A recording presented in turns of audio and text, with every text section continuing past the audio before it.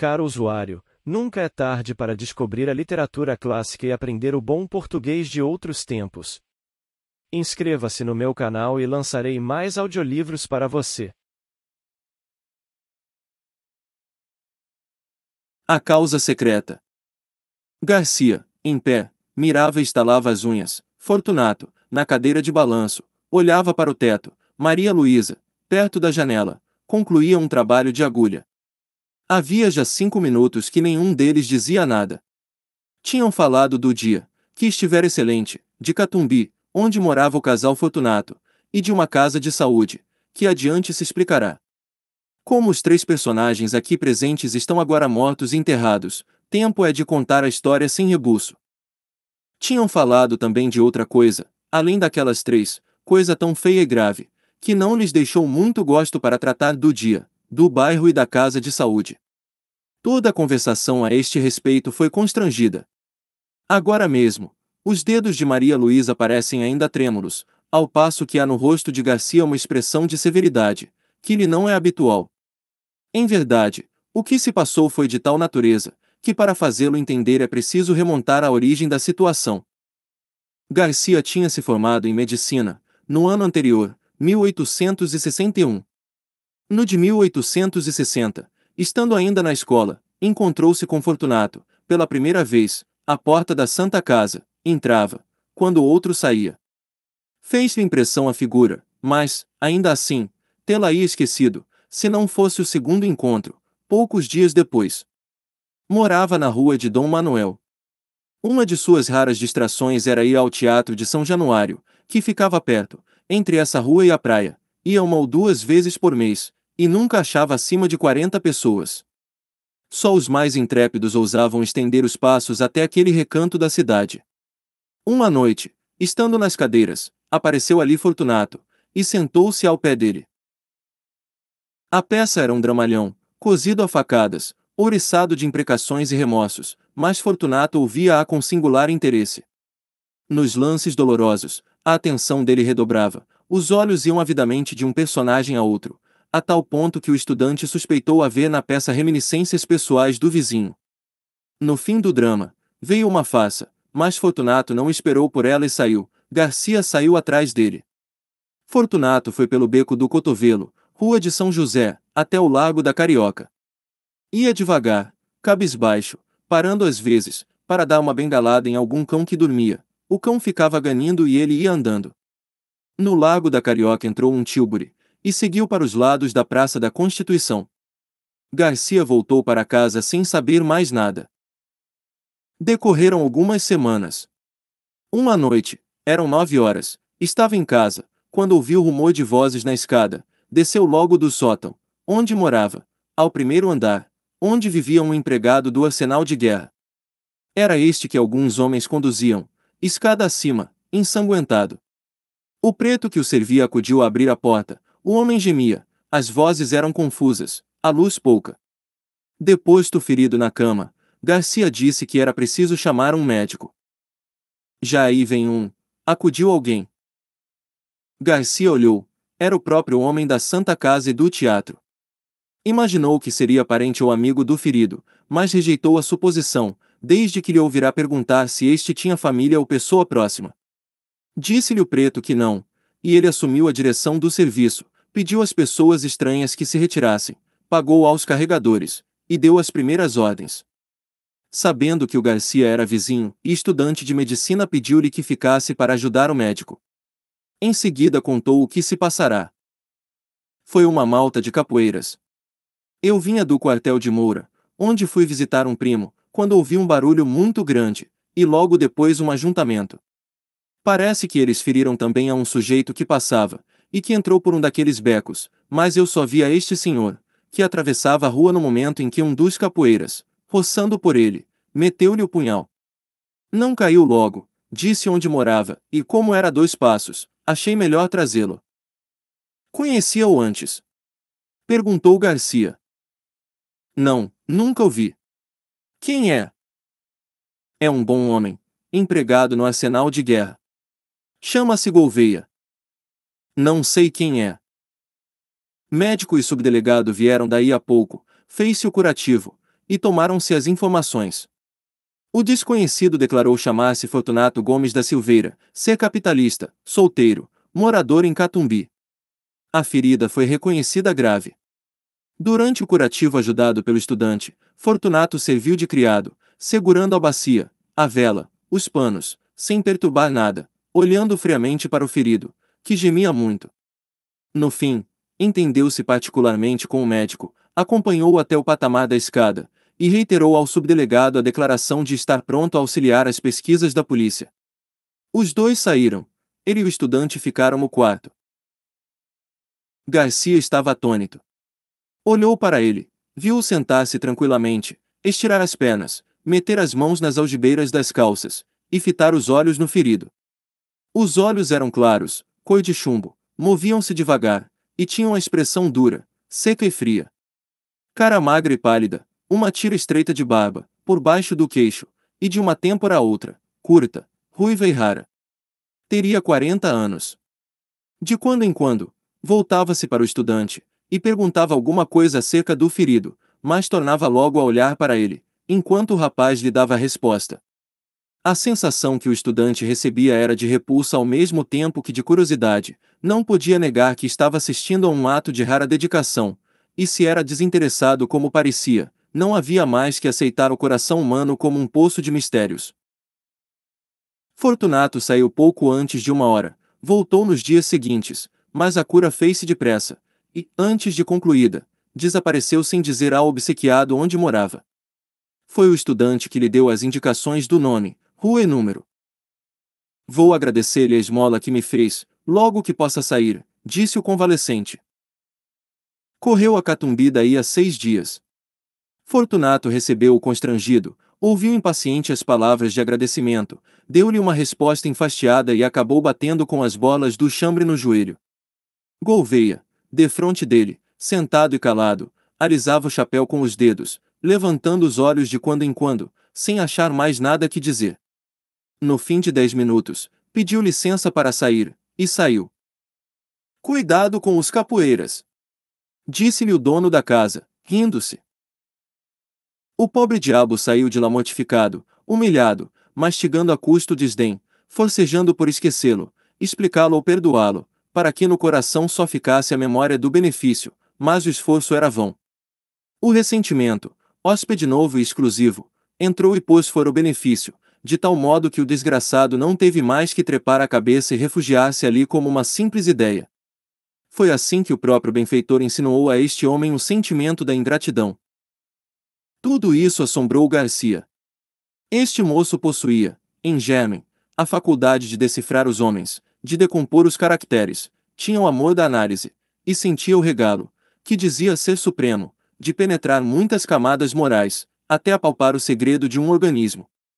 Picado de curiosidade, lembrou-se de ir ter com o homem de Catumbi, mas advertiu que nem receberá dele o oferecimento formal da casa. Quando menos, era-lhe preciso um pretexto, e não achou nenhum. Tempos depois, estando já formado e morando na rua de Matacavalos, perto da do Conde, encontrou Fortunato em uma gôndola, encontrou-o ainda outras vezes, e a frequência trouxe a familiaridade. Um dia Fortunato convidou-o a ir visitá-lo ali perto, em Catumbi. Sabe que estou casado? Não sabia. Casei-me há 4 meses, podia dizer 4 dias. Vá jantar conosco domingo. Domingo. Não esteja forjando desculpas, não admito desculpas. Vá domingo. Garcia foi lá domingo. Fortunato deu-lhe um bom jantar, bons charutos e boa palestra, em companhia da senhora, que era interessante.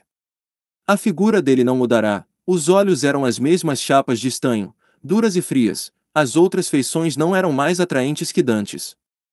Os obséquios, porém, se não resgatavam a natureza, davam alguma compensação, e não era pouco.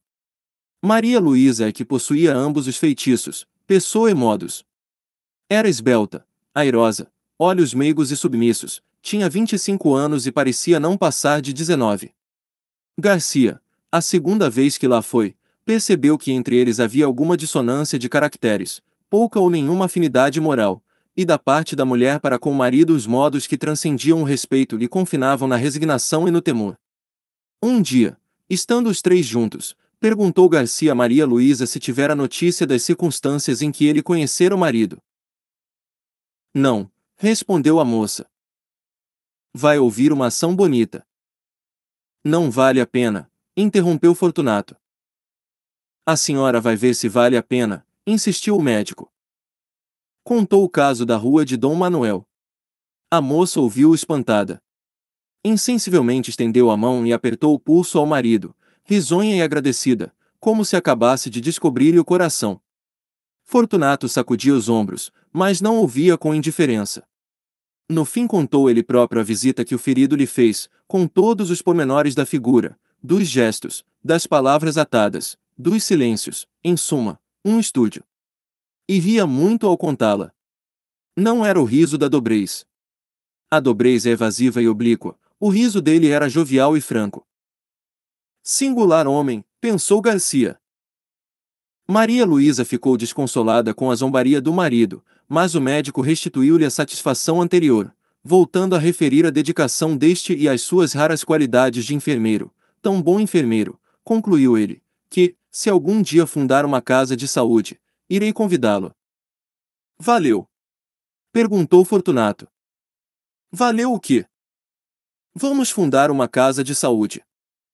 Não valeu nada, estou brincando. Podia-se fazer alguma coisa, e para o senhor, que começa a clínica, acho que seria bem bom. Tenho justamente uma casa que vai vagar, e serve. Garcia recusou nesse e no dia seguinte, mas a ideia tinha se metido na cabeça ao outro, e não foi possível recuar mais. Na verdade, era uma boa estreia para ele, e podia vir a ser um bom negócio para ambos. Aceitou finalmente, daí a dias, e foi uma desilusão para Maria Luísa. Criatura nervosa e frágil, padecia só com a ideia de que o marido tivesse de viver em contato com enfermidades humanas, mas não ousou opor-se-lhe, e curvou a cabeça. O plano fez-se e cumpriu-se depressa. Verdade é que Fortunato não curou de mais nada, nem então, nem depois. Aberta a casa, foi ele o próprio administrador e chefe de enfermeiros, examinava tudo, ordenava tudo, compras e caldos, drogas e contas.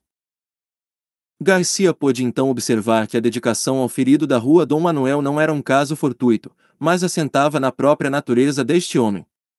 Via-o servir como nenhum dos fâmulos. Não recuava diante de nada, não conhecia moléstia aflitiva ou repelente, e estava sempre pronto para tudo, a qualquer hora do dia ou da noite. Toda a gente pasmava e aplaudia.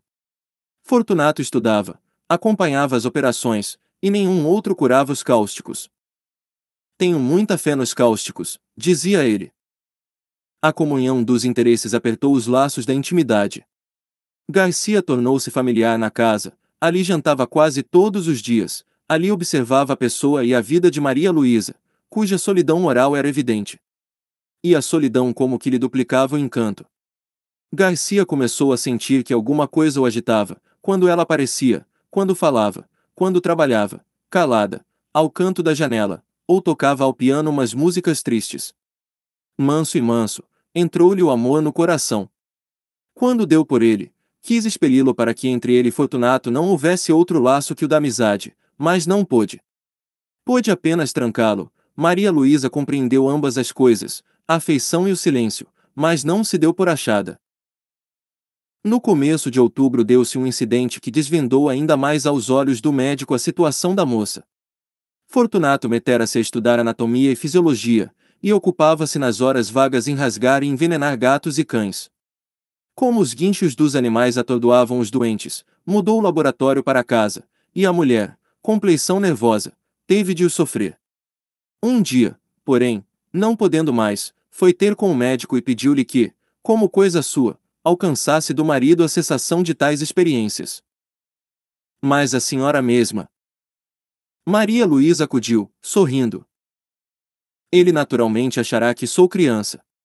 O que eu queria é que o senhor, como médico, lhe dissesse que isso me faz mal, e creia que faz. Garcia alcançou prontamente que o outro acabasse com tais estudos. Se os foi fazer em outra parte, ninguém o soube, mas pode ser que sim. Maria Luísa agradeceu ao médico, tanto por ela como pelos animais, que não podia ver padecer. Tossia de quando em quando, Garcia perguntou-lhe se tinha alguma coisa. Ela respondeu que nada. Deixe ver o pulso. Não tenho nada. Não deu o pulso, e retirou-se. Garcia ficou apreensivo. Cuidava, ao contrário, que ela podia ter alguma coisa, que era preciso observá-la e avisar o marido em tempo. 2 dias depois, exatamente o dia em que os vemos agora, Garcia foi lá jantar. Na sala disseram-lhe que Fortunato estava no gabinete, e ele caminhou para ali, ia chegando à porta, no momento em que Maria Luísa saía aflita. Que é? Perguntou-lhe. O rato. O rato! Exclamou a moça sufocada e afastando-se. Garcia lembrou-se que na véspera ouvirá ao Fortunato queixar-se de um rato, que lhe levará um papel importante, mas estava longe de esperar o que viu.